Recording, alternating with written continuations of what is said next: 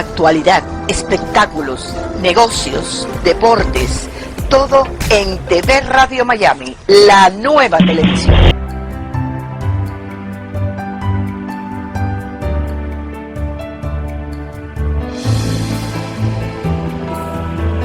Agustín Rangugli, un periodista sin libreto.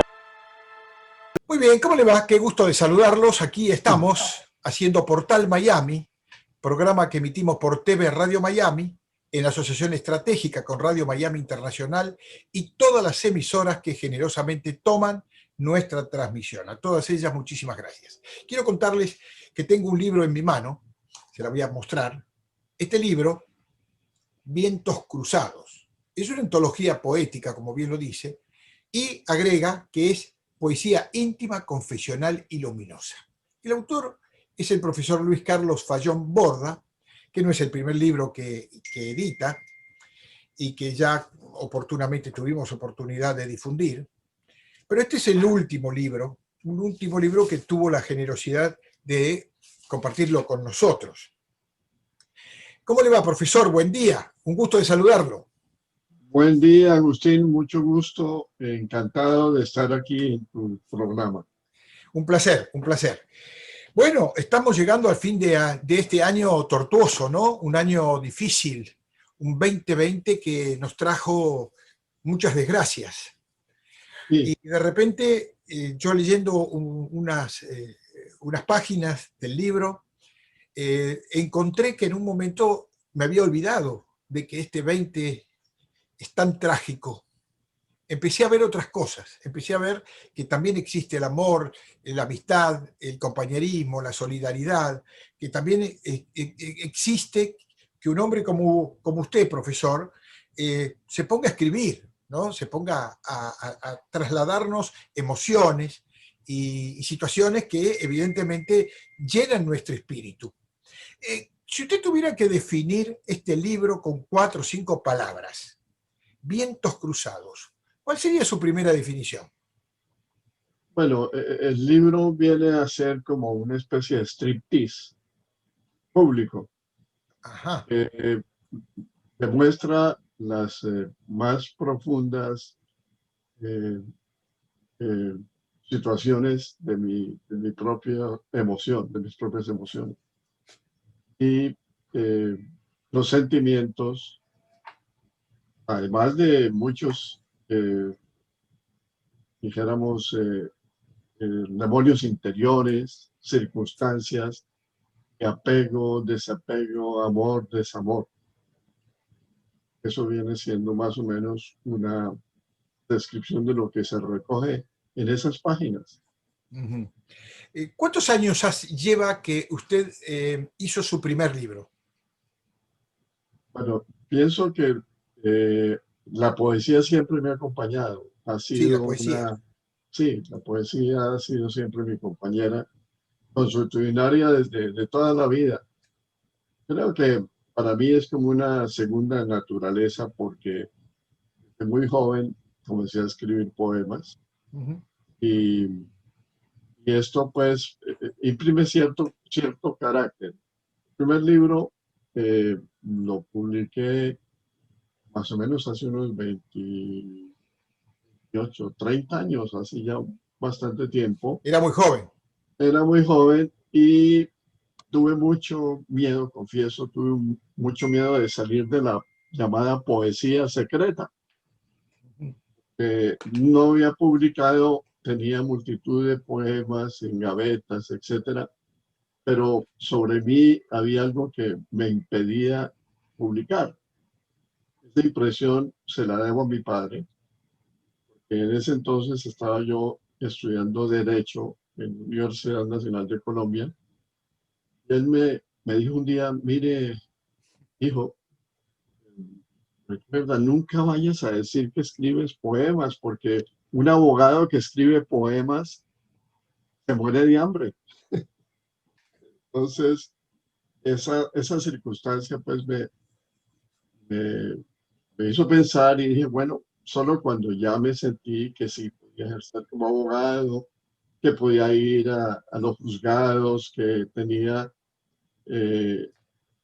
los hígados suficientes para poder iniciar un lanzamiento, etcétera, etcétera, el proceso de la profesión. Escribí, publiqué mi primer libro, que Claro. se llamó Canto Interior. Ujú. Además, Agustín también pensaba sobre mí otro tema que me impedía publicar. Un prurito, y es que soy descendiente de un poeta colombiano que se llama Diego Falan. Y él fue un gran escritor, un gran poeta, compuso un poema que se llama Poema a la Luna, Canto a la Luna, que es considerada como la primera poesía lírica de Colombia, según la Academia Colombiana de la Lengua. Por lo tanto, pues me costaba mucho trabajo de atreverme a decir, bueno, voy a publicar un libro de versos, poesía, dada la fama, la inmensa fama que tiene el poeta Diego, mi bisabuelo. Pero ya después me animé un poco más a medida que transcurría el tiempo, cuando uno va ascendiendo de piso en piso, y ya a estas alturas, cuando estoy más allá del séptimo piso, ya es muy poco lo que a uno le importa, las cosas, las situaciones difíciles. Ya tiene uno más experiencia y está uno un poquito más allá del bien y del mal. Mm. Bien, más allá del bien y del mal. Es una frase, ¿no? Pero ¿se puede estar más allá del bien y del mal? Bueno, pienso que a todos en alguna oportunidad nos cobijan ambas situaciones de bien y de Ajá. mal. En este momento, por ejemplo, como lo dijiste al principio, la pandemia es algo que todos tenemos que enfrentar, hemos tenido que enfrentar, y es un fenómeno que yo jamás, como muchos de mis contemporáneos, pensamos que se alargara nuestra vida tanto como para tener la oportunidad terrible de enfrentar una pandemia de estas dimensiones tan espantosas. Entonces, aquí sí creo que es necesario en alguna forma tratar de ir más allá del mal, colocarse en el bien, porque creo que la poesía puede ser un antídoto para enfrentar esa soledad, para enfrentar esta situación tan mezquina y poder llevar un poco de alegría, de conmiseración, de sentimientos de hermandad profundos a otras personas a través de palabras afectuosas, de palabras como la poesía. Interesante, interesante. Y yo siempre digo que podemos recordar nuestro pasado y elegir los mejores momentos, los más interesantes, a veces aciagos, a veces brillantes, a veces bonitos, a veces nos dan mucha esperanza de un futuro mejor. Pero estamos viviendo estas horas con mucha tensión y con mucha incertidumbre. ¿Qué puede aportar la poesía? Eh, todo lo que usted hace también, ¿qué puede aportar a la gente para salir de este embrollo tan grande que vivimos? La poesía tiene la capacidad a través de las palabras de producir emoción estética, eso lo sabemos. Pero más allá de la emoción estética, puede llegar de cierta forma, cambiar un poquito la conducta del hombre, o puede llegar a producir eh, una reflexión intensa para palear un poquito más y conocer, comprender nuestras propias emociones ante circunstancias difíciles. Es decir, el amor es una respuesta Y cuando uno escribe de pronto un poema con sentimiento que tiene como tema el amor, pues logra sublimarse, logra escapar, puede llegar a unas esferas emocionales más profundas, más sutiles. Entonces, en cierta forma, la poesía, por ser humanidad, tiene esa capacidad y ese poder de ayudarnos en momentos intensos de crisis y de dificultades como las que estamos atravesando. No solamente los escritores, sino también a los oyentes. Los lectores de poesía pueden descubrir que con el paso del tiempo, escuchando poesía, leyendo buena poesía, pueden sentir mejor el abrazo del conocimiento y de la emoción en su propio interior. Profesor, después de aquella sentencia de su padre, ¿no? Respecto a ser abogado o ser escritor y las consecuencias que esto traería. Usted escribe algunos libros, realiza su tarea poética, usted sigue adelante con este sacerdocio, diría yo, y un día, no sé por qué razón, y usted lo dirá, se fue a China. ¿Cuál fue la experiencia de China y por qué fue a China? Bueno, China es un país sorprendente, una cultura impresionante que para cualquiera de los que habitamos en el mundo occidental. Llegué a China por una invitación que recibí de parte de una universidad en Taiwán para participar en un evento de un congreso que se llamó Perspectivas Políticas y Económicas de América Latina hacia el siglo XXI. Allí cursaron invitación a profesores de distintas universidades latinoamericanas y a la sazón yo era profesor de Derecho Internacional y Ciencias Políticas en la Universidad Nacional de Colombia. Acepté la invitación y fui a Taiwán en calidad de profesor invitado. Esta universidad me dio la oportunidad de seguir el curso y analizar muchísimo, ver la forma como estos, esta nacionalidad de este país funcionaba.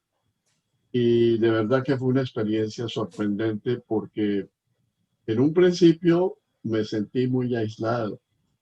Llegar de un momento a otro mundo en el que tú no comprendes ni el significado de las palabras con el nuevo idioma, ni los signos lingüísticos, ni la manera como piensa la gente de ese país, pues lo coloca uno en una situación como de analfabeto de un momento a otro, y es difícil la situación que se presenta, pero a la larga comencé a entender mejor la forma de pensar, aprendí algo, muy poquito, pero aprendí las palabras necesarias para sobrevivir en el ambiente, en el idioma chino.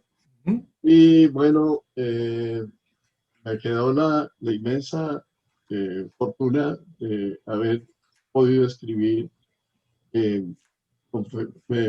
lograr hacer mejor, avanzar en la tesis que llevaba para enseñar y dejarles un libro allá en China. ¿Y cuál fue el destino de ese libro?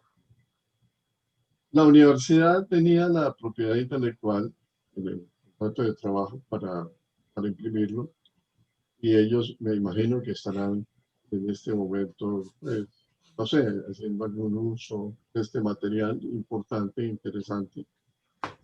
De todas maneras, eh, pues era cierto tipo también de reflexiones, pero además me sirvió también para a su turno escribir, garrapatear algunas otras ideas, pensando en dos temas. Uno, las diferencias y contrastes entre la sociedad cultural de Oriente y nuestro mundo occidental. Y por el otro lado, también volver un poquito a analizar el proceso de lo que es la soledad. Sobre eso de la soledad, sobre el sentimiento de la soledad, en este momento me di cuenta que lo que había escrito desde ese momento en China y que tenía engavetados pensamientos, ideas, etcétera, me acabo de dar cuenta, recién reflexionando, que tengo una inmensa fortuna de estar enfrente a otro libro. Y se diría, se llamaría La intrusa soledad de cada día. Este libro reúne pensamientos distintos sobre lo que es el fenómeno de soledad, de acuerdo con diferentes personajes imaginarios en profesiones y en edad. Esto, pues, de cierta forma viene a ser como un compendio de pensamientos, de ideas, algo de un poquito de filosofía, que puede servir como para superación, espíritu de superación, o para que la gente se distraiga escuchando a estos personajes hablar sobre el tema de la soledad. ¿Cómo podemos ubicar ese tema de la soledad en este contexto que estamos viviendo, donde todos tenemos miedo de salir a la calle y preferimos quizá, en la medida de lo posible, quedarnos en casa, dentro de nuestro ámbito, con nuestros seres queridos, nuestros seres familiares, nuestras mujeres, nuestros hijos? ¿Y cómo va a afectar esto? Y vuelvo a su libro, porque encontré una de sus páginas donde usted habla de la revolución del amor. ¿Esto va a contribuir a consolidar la revolución del amor? ¿O nos separa cada vez más? Bueno, pienso que el amor es el sentimiento más poderoso, el sentimiento sublime que conocemos por nuestro creador, de lo que implica la alianza más profunda del hombre con el hombre, la humanidad. Y el amor es la fuerza espiritual que mueve, que debe mover las sociedades. Aunque vemos que en el mundo actual es todo lo contrario, en cierta forma, porque estamos caminando de catástrofe en catástrofe, de pensamientos de egoísmo, de hedonismo, de consumismo, y no nos detenemos a pensar en el arte, en los demás. Somos demasiado egoístas, tal vez con nosotros mismos, con la sociedad y también con la naturaleza. Es otro aspecto que también toco en mi poesía, la forma como hemos desdeñado, como hemos expoliado a la naturaleza en tal forma que ya no aguanta más, y ese divorcio entre el hombre, la tecnología y la naturaleza está haciéndole daños muy profundos al planeta. Toda la explotación de hidrocarburos, las fuentes no renovables de energía, etcétera, están llevando a que sobreexplotemos el planeta. Eso causa daño, causa también soledad.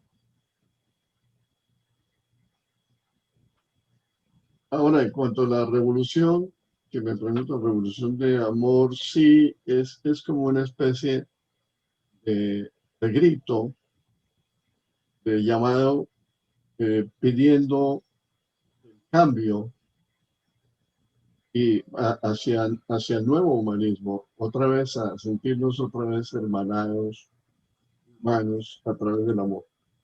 Bien. A través del amor. Bueno, usted ha recibido muchos premios, Ha escrito varios libros, ha vivido experiencias como la que repasamos, su viaje a China. ¿Qué le espera dentro de esta pandemia, dentro de esta restricción que tenemos de salir a la calle con libertad como hacíamos antes? ¿Qué visualiza su próxima obra que pueda traducir todo esto que nos está pasando?